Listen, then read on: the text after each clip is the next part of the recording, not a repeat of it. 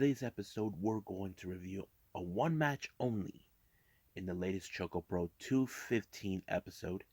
This one celebrates the 25th anniversary of Minoru Fujita, who sadly never celebrates any of his anniversaries involving pro wrestling.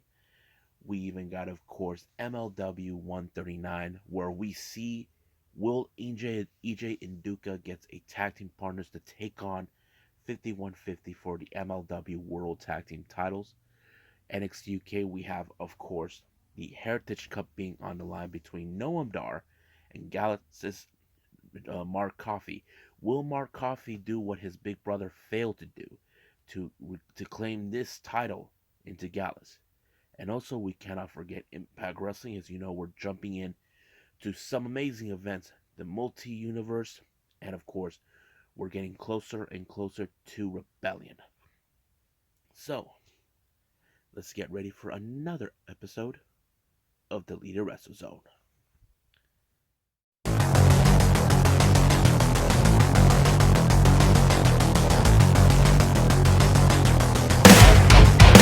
Are you ready? Get up, get up! Get up, get up! Get up, get up! Get up, get up! Get up, get up! Get up, get up!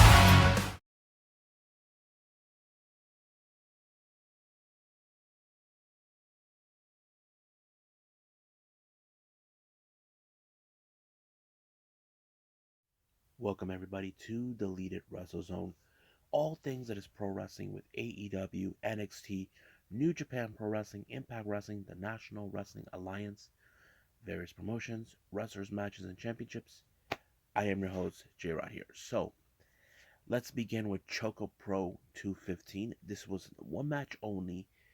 This is the celebration of the 25th anniversary of Minoru Fujita. Now, this was brought upon in the previous ChocoPro event, 214.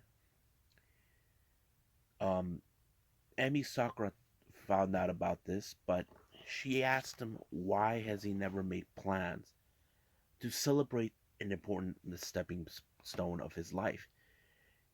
He said he feels that he never has time because he's constantly always booked with various promotions. If you guys notice, he is a freelance wrestler. So wherever he goes, that's where the money takes him. So that's the reason why. And of course, Emi Sakura didn't have to do this, but she did it. But this was a one match only. So she teamed up with her tag partner, Masahiro Takanashi, and bringing Ryuji Ito to the mix. But the opponents is none other than just Minoru Fujita. It's also Yuna Mizumori and, of course, Rina Yamashita. Now, this match was out of control. Meishiruga completely lost control, who was the ref of this match. And of course, they brought in some interesting toys. Ito tried to use actual weapons, but and they tried to tell him, no, we don't do that here. So basically, it's a force of habit for Ito. I don't blame him for that because this is different. But it was a pretty good match. But however, it was what's his name? Emi Sakura who picked up the victory for her team. However, in the Junkin tournament, I can assure you that that I did not expect this. It was the new guy of the block, Ryuji Ito, who picked up the victory. I thought it was pretty interesting, but he won, so he gets the piece of chocolate. But as for Minoru Fujita, he thanked everyone who was there. You know, this was something he never imagined. But of course, I mean, it's a milestone in his life. You know, being a wrestler for 25 years. You know, never been in none of the major promotions, but he's constantly working. He is one of those guys that many people can say he is a GOAT, you know? But, yeah, I can see that. But, that's what it was. So, we are expecting more ChocoPro this coming weekend, so stay tuned for that. But right now, let's move on with MLW.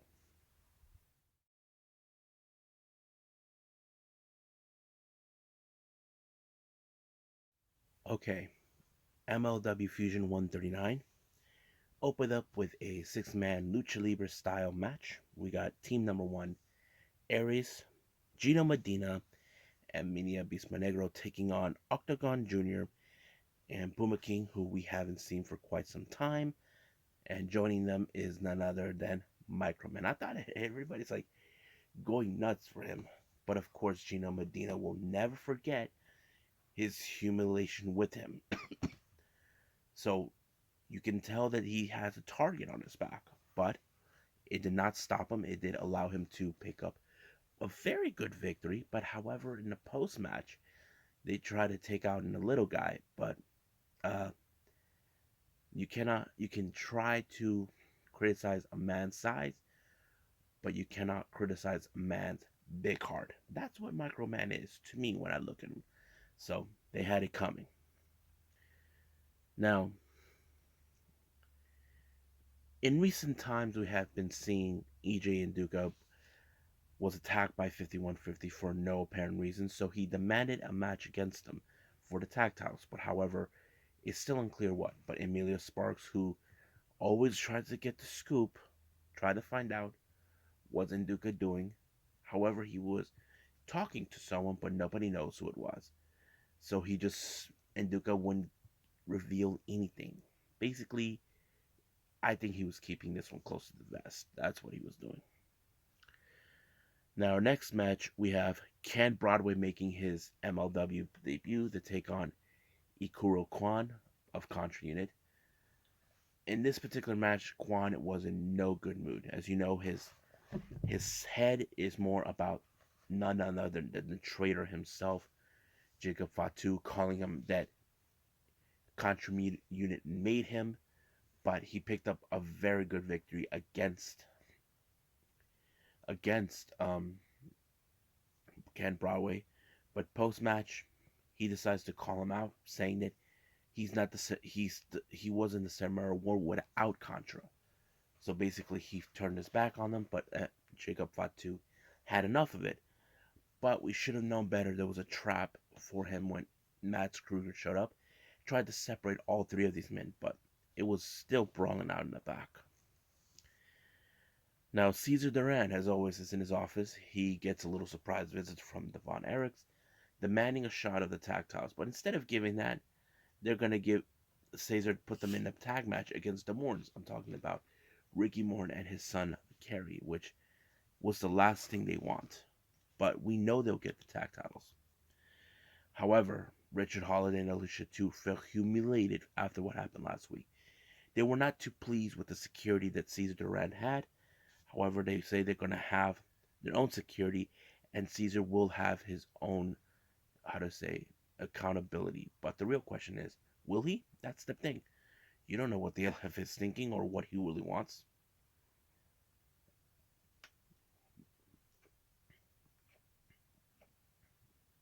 Anyway, we had a special all access about Alex Hammerstone. Now, I can understand Hammerstone's thing. Everybody's wrestler's dream is to go straight to WWE. I get it. But unfortunately, not a lot of those wrestlers can get to it. It's impossible. Some wrestlers, they're way too good, not that good,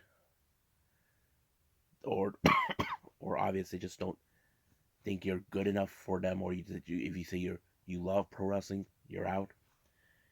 So Hammerstone was on the verge of quitting, and this was something that nobody knows about. One of my closest friends, who I met here locally in San Diego from Level Up, Mike Camden, talked about him, like how he was on the verge of quitting. But Mike Camden talked him out of it, saying that just hang on, there'll be something good for him. And that's when MLW made the call. They said they had plans for him. They didn't have any promises.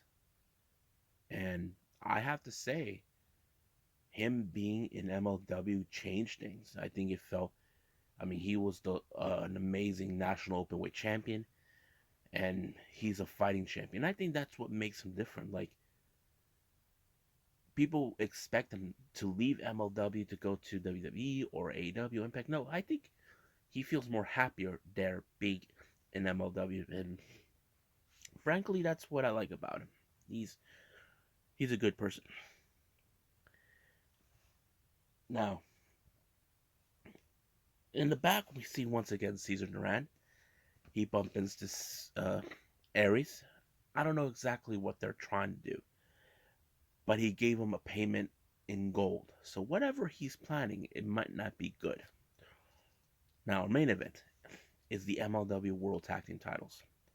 We have 5150 Danny Rivera and Slice Boogie along with Julius Smoke to take on Enduka, and his mystery partner turned out to be Heavyweight Hustle Calvin Tankman. This was the last person that 5150 expected. And I have to say, Enduka picked the right partner. Now, keep in mind, in tag teams, when it comes to wrestlers who you try to pair up, it's not easy. But I think Enduka and Tankman are the perfect match because you look at Enduka, known as the Judge, you got Calvin, the Heavyweight Hustle, and then there's, I hope their tag name will be Power and Hustle. I think that's going to be a good catchphrase. But however, it was Calvin Tankman with a shooting star press that sealed the deal on Danny Rivera. 1, 2, 3, brand new MLW Tag Team Champions. I have to say, it was a pretty good match, and I have to say, Calvin Tankman probably will be the happiest man alive. And now, I wonder what.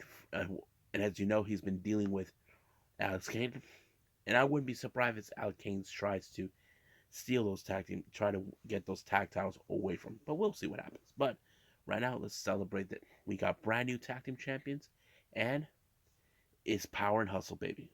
So let's call it right here and move on with NXT UK.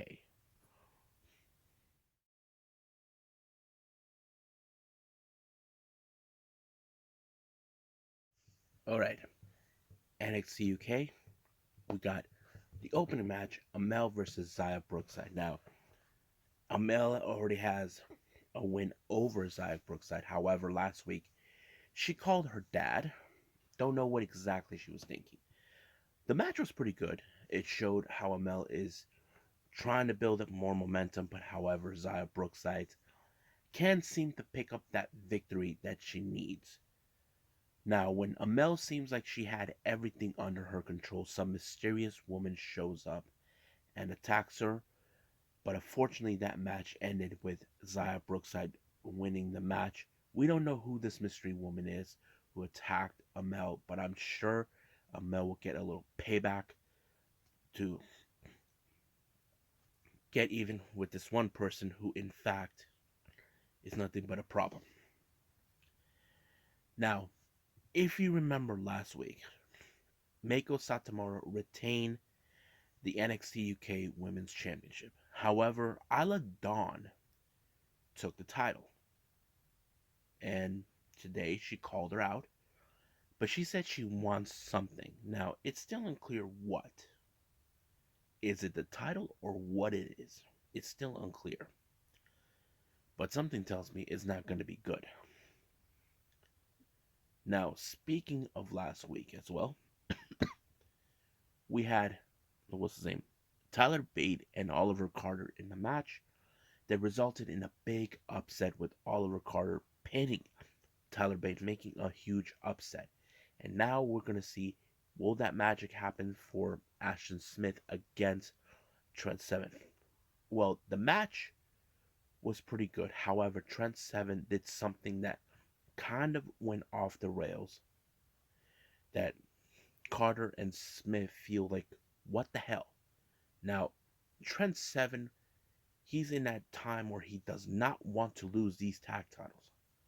However, in the post match at the end, when he and Tyler were in the back discussing what took place, however, Ashton Carter and Oliver Smith confronted him. But since Scala said they want to settle this once and for all, so they will do this next week in his office. So I'm kind of curious to see how this is going to be played out. Now, as you know, the Wild Boar has called out Eddie Dennis. He hasn't forgotten what he did to him.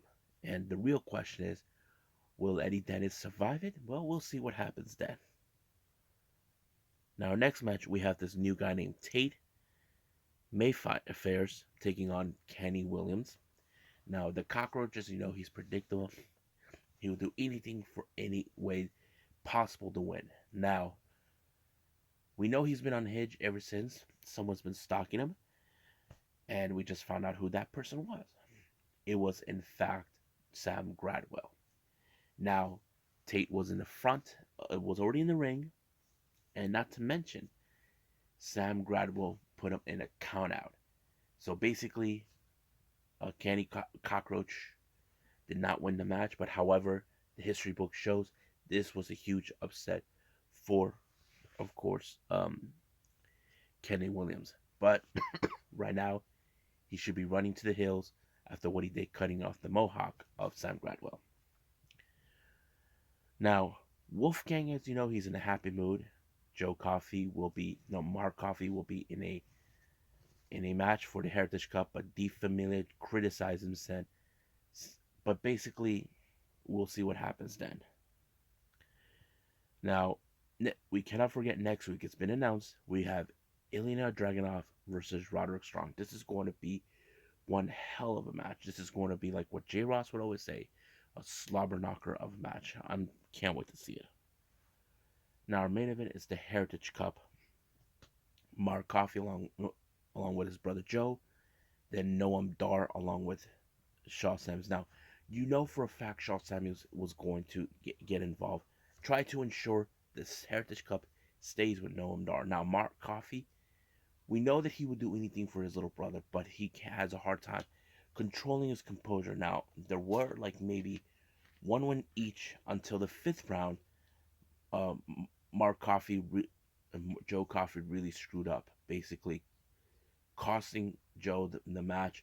The reason is this: Shaw will do anything as possible for the Heritage Cup to remain by his side, but sooner or later, Noam Dar will lose the title to someone.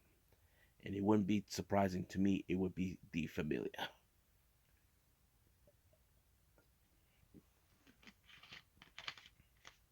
So, that's pretty much it what we got with NXT UK. So let's move on with the last review, Impact Wrestling.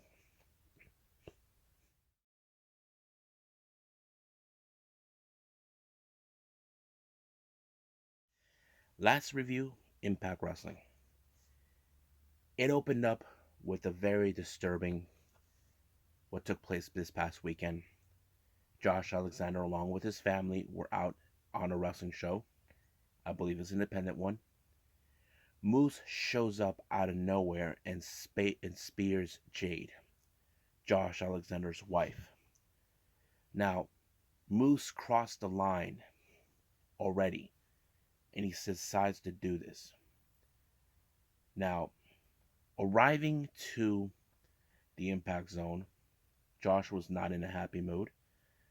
The more wanted to, in fact, strip Moose and fire him. But however, Josh does not want that. He doesn't want to be handed things. Honestly, he wants him. But he reminded him what he did is crossing the line. But however, he did state it. He wants Moose to watch what he's going to do, Madman Fulton. And I believe it's not going to be pretty. Now, anyway, our first match, it was set to be Jonathan Gresham versus Kenny King. Now, Jonathan Gresham gave his thoughts about Ring of Honor and all this, how he was disgusted with Honor No More, the way they behaved, how Eddie Kingston betrayed Ring of Honor, of his history, what he did. But Kenny King thinks that it's a load of garbage. That, that Ring of Honor were the ones that turned their backs on them. And he acts like he still represents them and all of this. And here's the thing, he doesn't care about the Ring of Honor title. He wants them to say, just admit the truth that Ring of Honor was corrupted. Josh Alexander is not going to do that. That's not who he is. But the match was great. It was pretty interesting. Kenny King tried to outsmart him, but not this time. It was Josh Alexander that no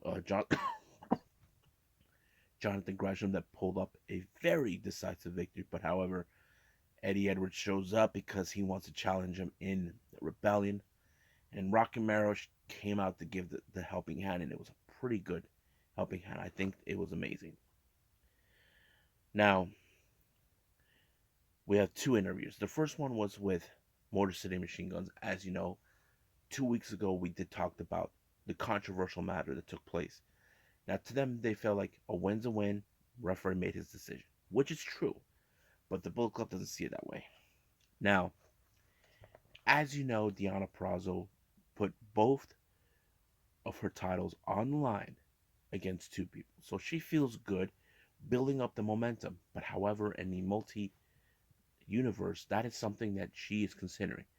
You may never know who's going to show up, but that's how it is. Now, we see, of course, Johnny Swinger along with Zicky Dice. They called out whoever was willing to challenge them, and the people that challenged them was none other than the Good Brothers. So that's a big mistake. But of course, ended with Zicky Dice with the Magic Killer. And of course, you know how it is. They're right now not in a happy mood either because they want their tag team titles back. And not to mention, Honor No More cost them that. So that kind of puts them in a predicament. But however, they had to run to the hills because PCO called out Jonah. Now Jonah comes out and attacks him. It became a brawl in the parking lot. But the real question is, does Jonah really believe that he is not human, or that he is? That's the thing. But it was PCO that put him away completely. So this monster put away Jonah. So that's like, wow. Now our next match is Madman Fulton and Ace Austin, along with Ace Austin taking on Josh Alexander. You know for a fact that Josh Alexander is not in a good mood. He wants to hurt Madman Fulton to take his frustrations out on him, what Moose did. And he put him in an ankle lock, even, and it forced him to tap out, but he refuses to let go. But however, Ace Austin tried to help, but he backed away. Now he does not want no piece of a man who is right now completely not 100% focused because he is pissed. But what he does next, he breaks the ankle of Fulton, sending a direct message to him. So that's gonna be interesting. Now, however, speaking of Ace Austin, Dre Miguel shows up and talks to Speedball Mike Bailey. You know for a fact this is one of those things where, how do I say this? Trey is trying to tell him, can you trust him? But I think Mike Bailey has something up his sleeve. I feel that he may be either playing Ace Austin or whoever he's with. And I think that kind of tells us we don't know for sure. We don't know what's his motives, what his plans are. It's still a mystery. But we'll see what happens then. Now, an exclusive video took place after what happened in last week's Impact. Mickie James doesn't know what to do with it. As you know, Chelsea Green turned her back on her, and Cardona gave her the radio silence. She tried to hold her composure after what Matt Cardona did at the Cracker Cup, all of that. So this time at the multi-universe, we're going to see Nick Aldis and his wife, and Mickie James, teaming up to take on the Cardonas, Chelsea Green and Matt Cardona. Now, they wanted what her comments were about. I don't think either Chelsea were impressed, but she says that she didn't she promised after promise and never happened. So basically, she felt that everything has fallen apart. I mean, keep in mind, Tasha Steelz did everything in her power to ensure she gets that title, which she deserves. But however, speaking of the Knockouts titles, there was a battle royale for the Knockouts title for a number one contendership. We had the Inspiration, well, one half of them, and then we have the Influence, Decay, Jordan Grace, Giselle Shaw, Alicia Edwards. But however, I think the most interesting moment is when Caleb catched Jessie McKay and helped her out. I don't know what the Influence were going to think of it, but it was crazy. But however, it was Rosemary who picked up the victory, saying a direct message to Tasha Steelz. and we'll see where they're going to go with it. Now, as you know, Violent by Design are completely in control, sending a direct message to the Good Brothers about everything else. But right now, their biggest focus is Decay. Beyond the Impact showed how Black Taurus pinned Diener, but the real question does remain. They got their attention. So will they have the momentum to win the Impact World titles? We'll see. World Tag Team titles. So we'll see what they're gonna go. Now once again, Brian Myers is back on commentary. This time we have Aiden Prince to take on Bhupinder Gujjar. I have to say, Bhupinder continues to build up great momentum. He's a fantastic wrestler from what I've been watching. He is great, and he did the corner spear. Always does his job. However, when Brian Myers tried to leave, he was stopped in his tracks by Ryan Morrissey. He was about to put him in a power bomb, but Aiden Prince don't know what he was thinking, so he ended up himself in the bottom of this of a table after being power bombed.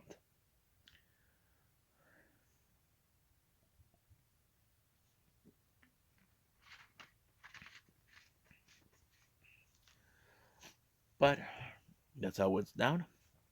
Now our next match, we have Masha Slamovich taking on Abby Jane. I've seen Abby Jane before. She's from Cat Leapfrog. Um, it didn't go so well for her, so she lost to Masha Slamovich. No surprise there. Now our main event, this was a rematch that was already 2 weeks in the making. Bullet Club versus Motor City Machine Guns. Now this is one of those matches where, of course, it become a controversy. Basically, the Motor Machine Guns felt like a win's a win. That's how it is, but not to Jay White. Jay White felt that he stopped the count. It should have ended that way, but it didn't. But this is more like his white whale. But however, great match. No outside interference, no tools or nothing. It was a fantastic match. But however, it ended up with the Finesse picking up a very good victory, giving the Bullet Club the edge that they need. So they win the match. So I was happy with it. Hope everybody is. And I think that's pretty much it what we got today. So let's call it a day. Well, I hope everybody is having a great time. As you know, the weekend has begun. We got WrestleMania coming up. We got the Super Card of Honor, the Collective. All things about wrestling is going to be insane this weekend. However, for the upcoming episode, I made the decisions what I'm going to be reviewing. The first one's going to be Glory Pro with Cemetery Gates. And of course, GCW's Josh Barnett's Bloodsport 8. I'm excited for those. So basically, there's going to be a lot of wrestling throughout the weekend. But everything I will be doing that by plan. So please be patient what I'm about to do because this entire weekend is nuts. Trust me. And I got a lot of work to do. So I'll see you guys in the next DWC time. Same DWC channel. I must bid all of you adieu. So goodbye. And have a nice day. Bang.